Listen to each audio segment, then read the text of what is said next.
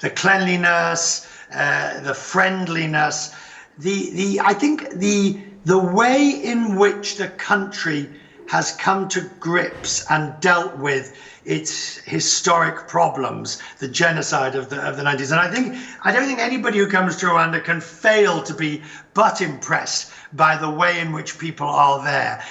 How they keep the place so tidy, how you all keep it so clean and tidy is really beyond me. It was unfortunate that I was there during the end of lockdown, so the restaurants weren't open. Many of the places that I would have wanted to visit weren't open, and that's a shame, but that merely means I have to come back and visit again. Thank you very much. So what is the one custom or culture or initiative that stood out for you, which you feel can be learning for the other countries you visited so far? I think that the ability for this country to become a beacon where technology works, there's a health system that works. The COVID regulations were proper and correct. I think this is a very interesting thing, and I think that there are many African countries that can look at Rwanda and say, this is how to do it. You haven't got it perfect by any means, but no country has. And it's not for me to say what you should or should not do, but the way in which you have come together, I think, is certainly an example. After your visit to Kigali Memorial, Genocide Memorial, what is your take on the country's development almost 27 years after that traumatic event of 1994? I think it's going to be, the vast progress that has been made is extraordinary. The way in which the country has come together. Now, that said, the risk is on the downside, of course. A new generation comes along for whom this is just historic, and it's just their parents and their elder brothers and sisters reminding them of what happened, and before long they don't realize what happened. So there is an element of, in this genocide, that lesson has to be learned, in the sense of Germany post the Second World War.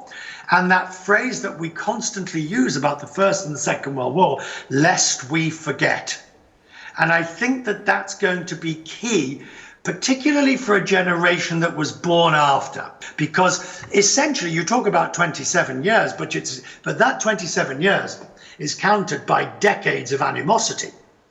That 27 years has a lot against it.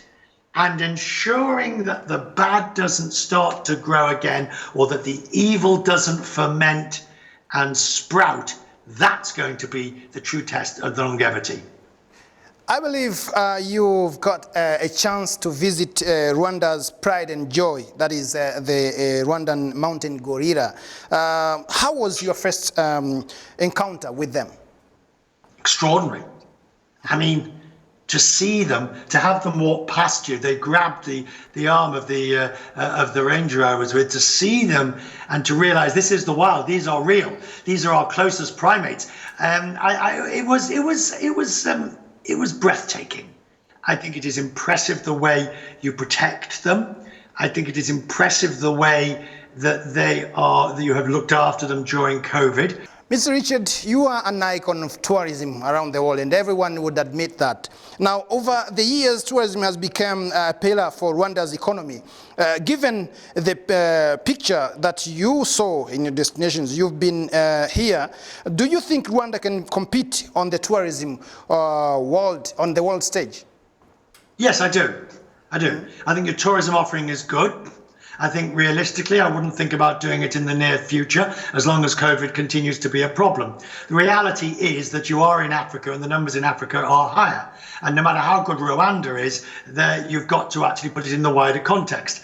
One of the things I'm very impressed by, of course, is Rwanda Air and the work being done by the CEO and the new deal with Qatar Airways, and hopefully a greater deal with Qatar Airways. I think there is huge scope for Rwanda Air to become a major carrier within Africa, providing